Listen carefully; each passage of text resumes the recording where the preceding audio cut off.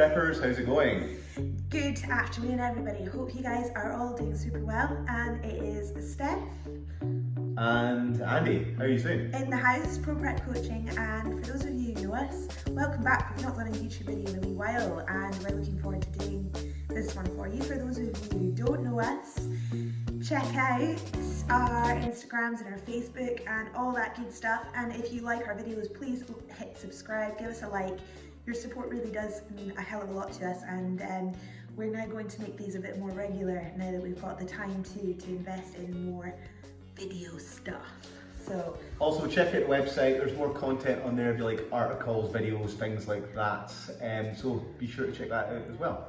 So today what we're going to talk about is a topic which I think is really important, and that's talking about hormonal changes that take place within the body, particularly the female body, while we're getting ready for a competition. What to expect and what happens after the competition period as well, because I don't think this is discussed enough within the competitive bodybuilding world, not by coaches, not by athletes. So that's what I think we want to talk about today. And Pro Prep is in a unique position here because we've got myself, who's done a lot of research into bodybuilding and natural bodybuilders, both in terms of the approaches that they take, but also physiologically. So I've had people in the lab measuring their hormones over periods of time to see what actually happens as it goes on. And then the other thing is, we've got myself, who's an experienced bodybuilder, but we've got Stephanie here, who's a fantastic bodybuilder and gets herself into absolutely brilliant shape. try to be. No, definitely brilliant shape. So we've got an interesting perspective here on what actually goes on within the body here, and things that happen. So Yeah, I mean, I think from a psychological perspective, at being at such a high level as a female competitor, there are things that I can kind of discuss from just being in the female body that I don't think a lot of coaches discuss or a lot of people talk about. And certainly we've had a lot of eye-opening conversations, haven't we, where Andrew will discuss sort of the female processes, I suppose, from a scientific perspective, and I'll come in and discuss them from actually having been through them from start to finish, and how those things can manifest in a lot of other ways as well. And it's been really interesting, hasn't it? I think it's a topic that we are quite excited about discussing, because not a lot of people do. no, not at all. So I mean, just from the first outlook here, I mean, I would have some questions for you on this. And we've not prepared this, by the way. This is just we're doing it off the cuff. Just going to go off the cuff, see how we go.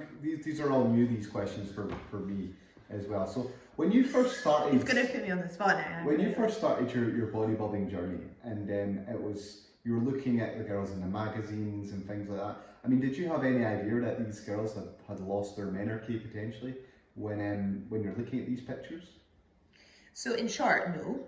Because you look at a body and you look at how they've obviously created that aesthetic, and the first thing you think about is, okay, that's got to be a mixture of diet and exercise. Yeah. And you think, depending on the type of person you are, and obviously some of you guys might know me, but I'll just give you an overview of the type of person I am. I'm a pretty strong-minded person, and I'm a very disciplined person. So when I looked at something like that, instantly I thought, I can do that, because I've got the skill set to be able to do that. I didn't think, that to do that I'm going to go through a lot of psychological and physiological different sort of experiences. I never thought that for a second. Obviously I knew my body was going to change, but did I think that would make an impact on kind of my mental health, how I feel, how, your reproductive health? My reproductive health. No, I guess not. Even more stuff, periods, my boobs, just top to toe list, which no doubt we'll go into. Did I think that? No. I just thought, there's a really awesome, muscular, athletic looking physique. I'm a dancer, I love performing, I love moving, I love exercising, I love how it makes me feel. I'm going to do that.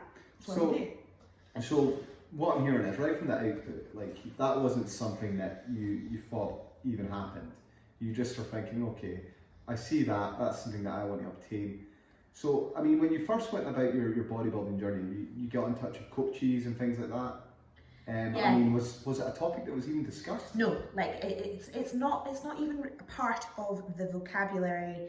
It's not even part of the bodybuilding chat when you talk about a female competitor. So I was in a gym, a pretty rough and ready gym, as a lot of us start out in, surrounded by mainly guys. Well, actually all guys at the time. I was bodybuilding with the guys, I was lifting with them, I was bantering with them, doing all of that. No, it wasn't even it was just not even a consideration. So I mean, do you think it would have been considered if you were like working with a female coach potentially, or? Well, interestingly, I was working with one coach at the time. I'm not going to bother going into sort of. You don't have to name her. It's okay. But whose main clientele were females. In actual fact, all he worked with was females. And I went down to his particular gym once a week. We did our session. We did some posing practice.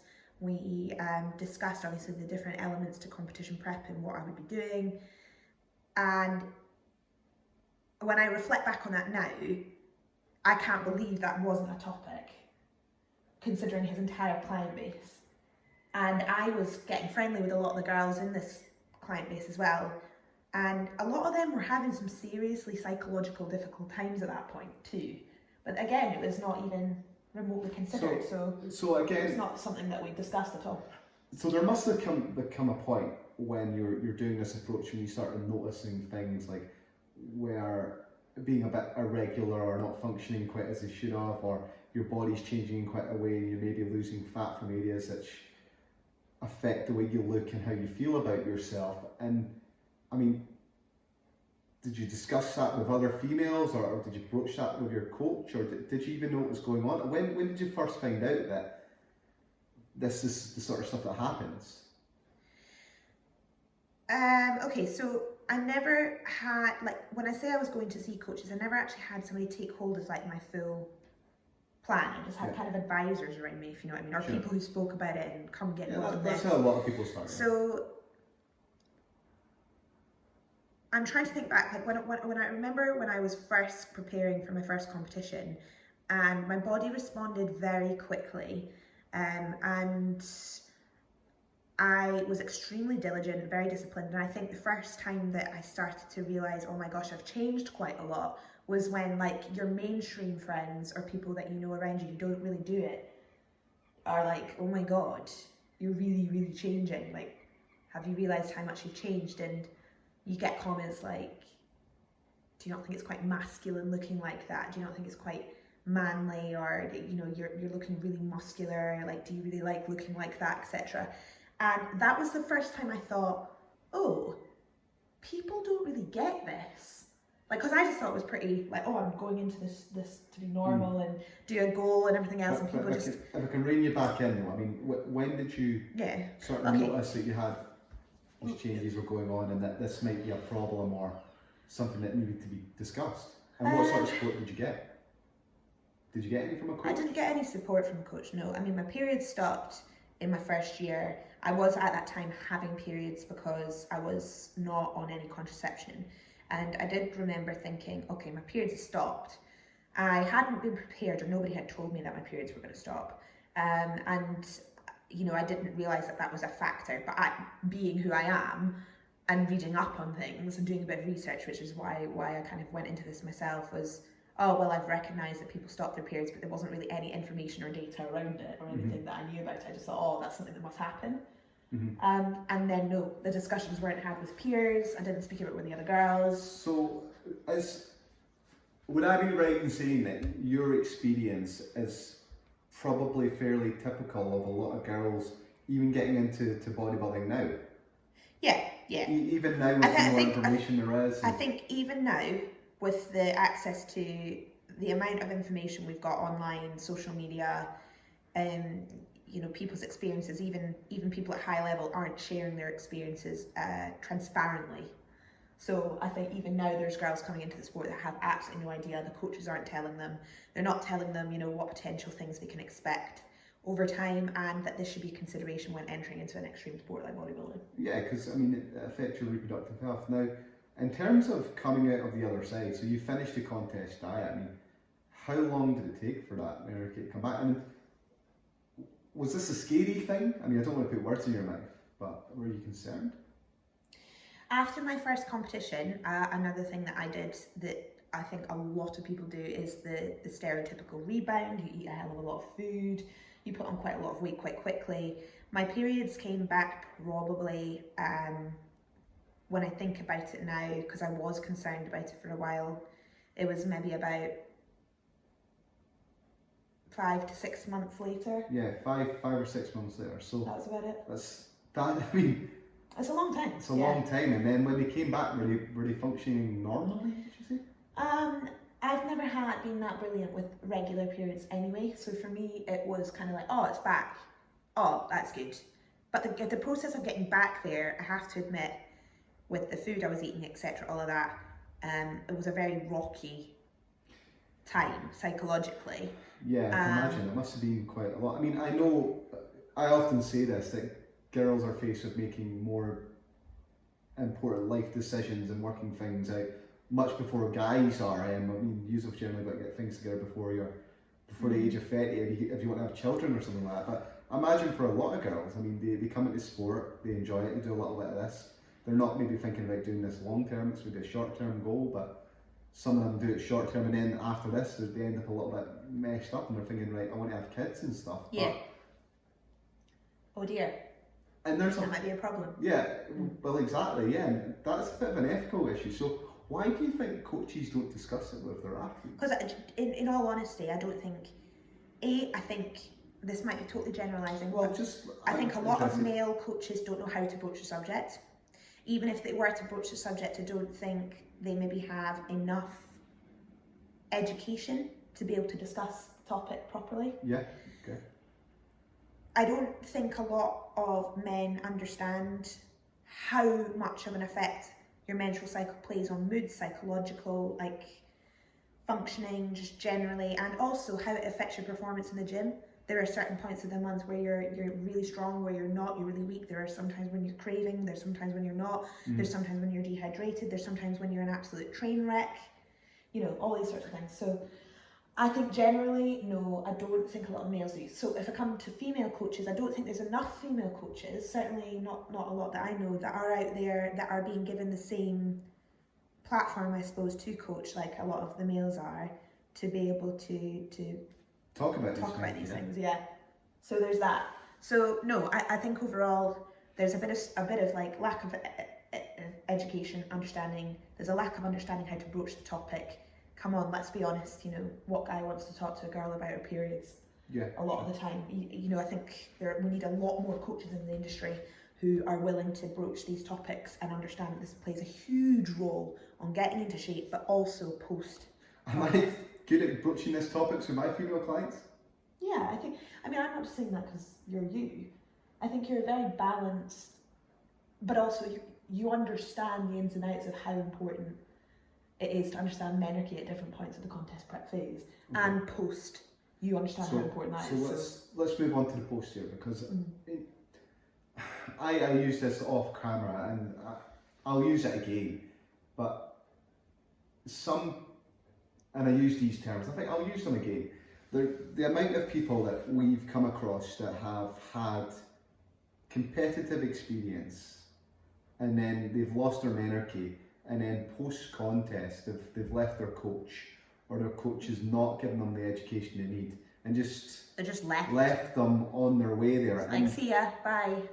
I don't know where I'm going with this, if I'm just maybe making a general point or if it is a question. So they've been in this position, but it can really mess people up. Hugely. This 5-6 months post-contest, particularly if it's a really extreme diet where they've lost their cycles. So any girls out there, I guess, who are in that position now, what advice would you give to the post-contest they've lost their cycle? Okay, yeah. So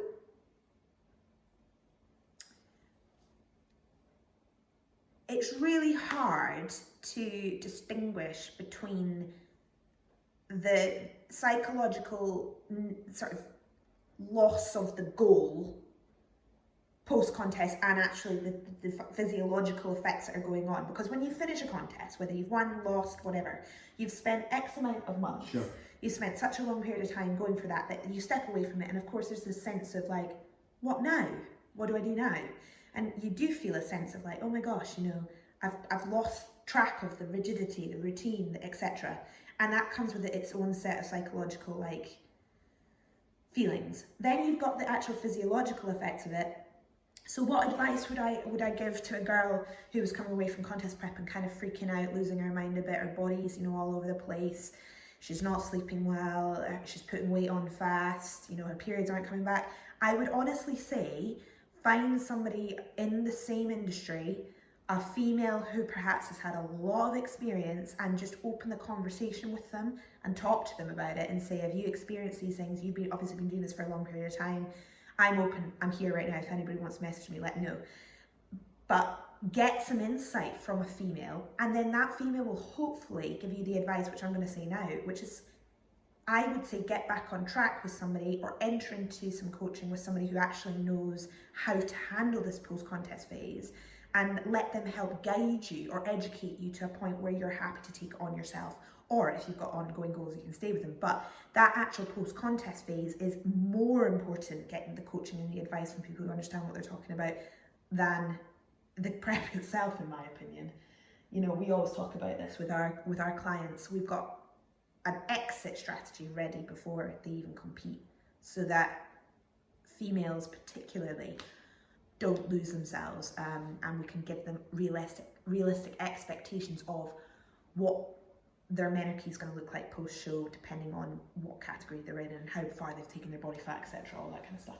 I mean, just to follow that up, I mean, it's always been my perspective that when working with the athletes, that their physical and mental health is extremely important. It's number one, yeah. It's number one throughout the contest prep period and during the post-contest prep period, because you've got almost an ethical obligation to these people to help them out with their contest prep in a healthy way, and then post-contest. And I think that the general pattern is that people change their rosters of coaches at their client year in, year out. You get a bunch of people through, you prep them, and then when the contest is done, then you discard them and you move on to the next group of people, and you don't really care what damage you do to that person during the contest prep, and then what's left there after it. And that's why I think there's a whole load of nefarious practices within the industry. You've got people starving people on 1,000-calorie diets, giving them whole loads of clenbuterol and anavar if you're a female competitor, or pumping them full of a whole load of testosterone if you're a man, putting them on crazy cardio protocols just because they know once they get to their goal, I mean, they'll get a trophy or not, and they've completed it, but they won't have to deal with the fallout that comes afterwards, and they can just keep going with it because they're a bit callous like that, I guess. And I guess that's not us. No, it's definitely not us. That's my observation of the industry. I agree with you on that completely, and I think the thing is as well is that it's easy when somebody is focused and dedicated and disciplined and moving towards their goal to communicate and coach a person because they're in it. Yeah.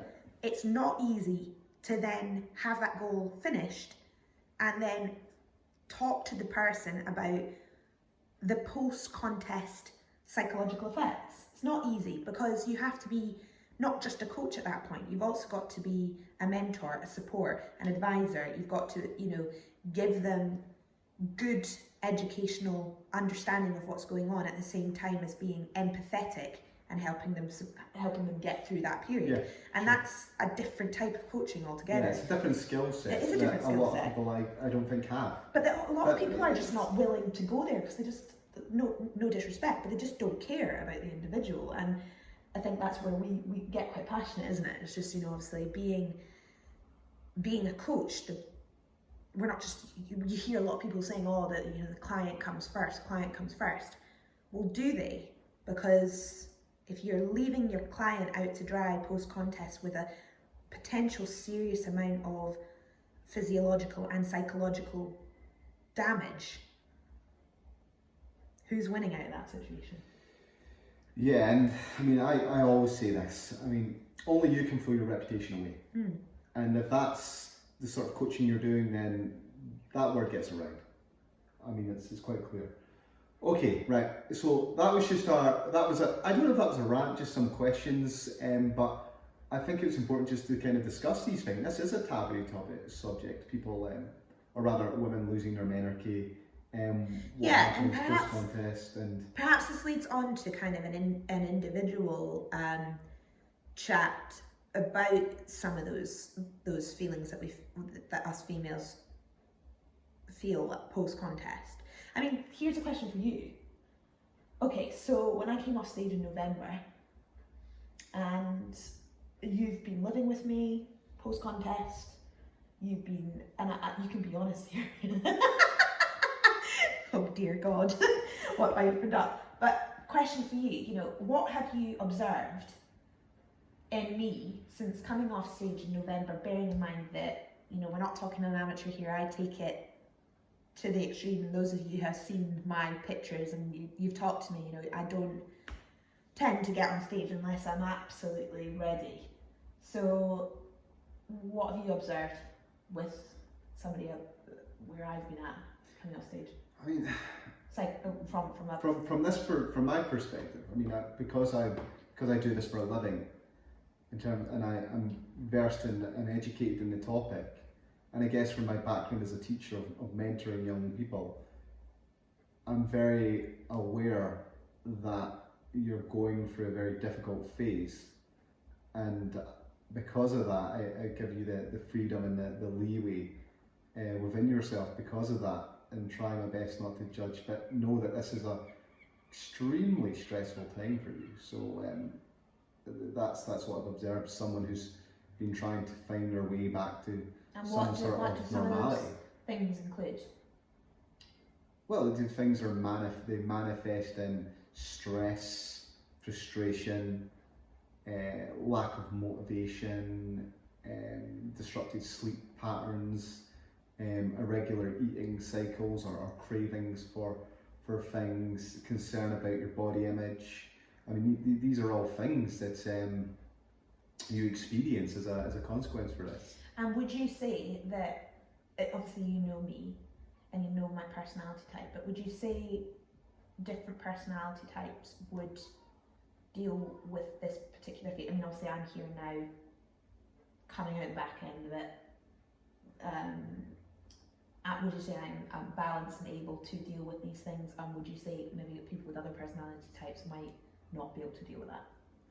I mean, you pose a question. I mean, just by virtue of different personality types, people are going to tackle it differently, but you've got the advantage over a lot of people even with the same personality type, that you've got experience in this, so you know what's coming.